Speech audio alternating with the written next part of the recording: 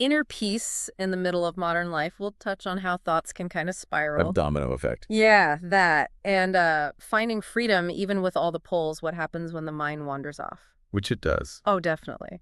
And finally, this idea of peace coming from, well, from less desire, maybe. It's fascinating how the Gita maps out that inner landscape. It's not just about saying no outwardly, but understanding the root.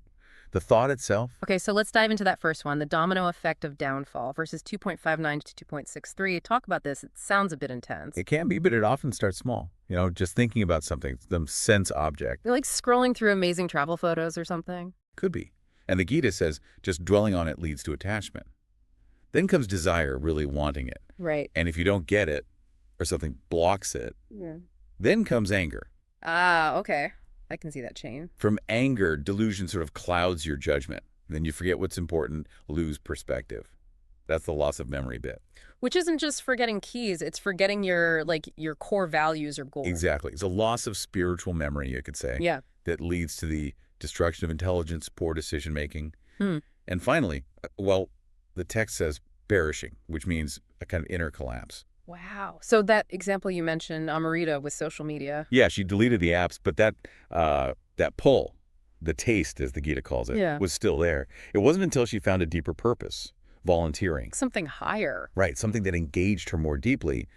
That's when the taste for the old distraction faded. So the lesson is really about noticing that very first thought. That's the seed. Be watchful of the seed. Okay, so it's less about brute force suppression and more about redirecting that energy, finding something more fulfilling. Precisely. Which ties into the next section, section 34, on inner freedom. How do you live in a world full of these pulls without getting swept away? Verses 2.64 to 2.66, right? It talks about moving through the world with, like, restrained senses. Yes, but crucially, free from both attraction and aversion. Not being yanked around by what you desperately want or what you desperately want to avoid. It's awareness, not total avoidance. A mindfulness in action, sort of. You could say that, and this leads to serenity, the Gita says, and that serenity ends sorrows and makes the intellect steady. Okay, but what if you don't have that self-control? Well, then there's another chain reaction.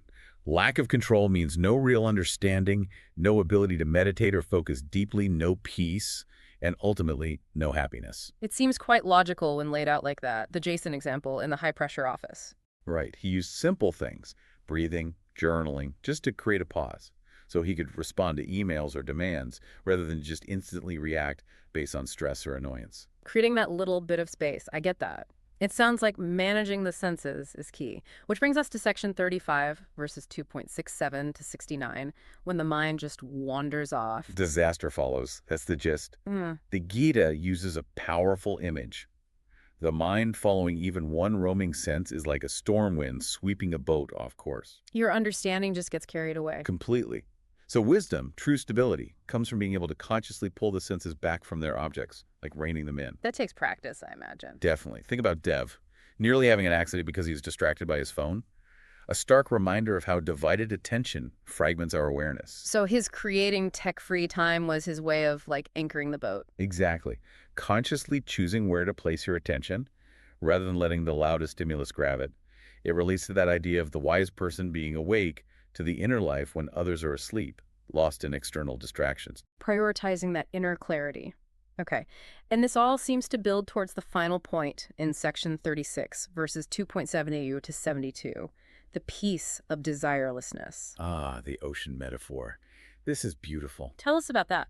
The idea is that true peace comes not from constantly fulfilling desires, because more desires just keep coming like rivers flowing into the ocean. Right, it never ends. But from being like the ocean itself. The rivers flow in, but the ocean's level, its fundamental nature, remains undisturbed. It can absorb it all without being fundamentally changed or agitated. So peace isn't getting everything you want. It's about reaching a state where those incoming desires don't throw you off balance. Hmm. The Gita says giving up that constant craving, that sense of, I need this or I must have that, letting go of egoism. Mm. That's what leads to peace. That divine state it mentions. Yes, a state free from delusion, so profound it can sustain you even at the very end of life. Think of Amrita again. External success didn't fill that inner void. She was still chasing rivers, maybe. Perhaps. Until she started exploring this idea of inner fullness, the ocean within. It shifts the question, doesn't it? Do you think peace comes from getting more or from needing less? That's a deep question for reflection.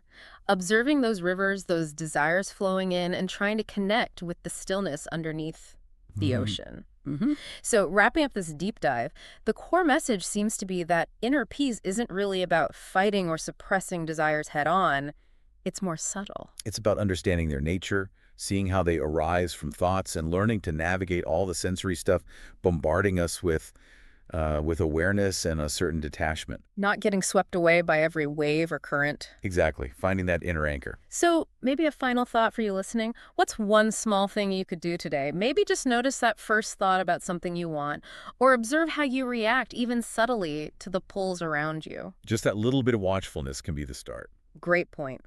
If you found this helpful, we'll be continuing to explore the Gita's wisdom in future deep dives. Thanks for joining us today.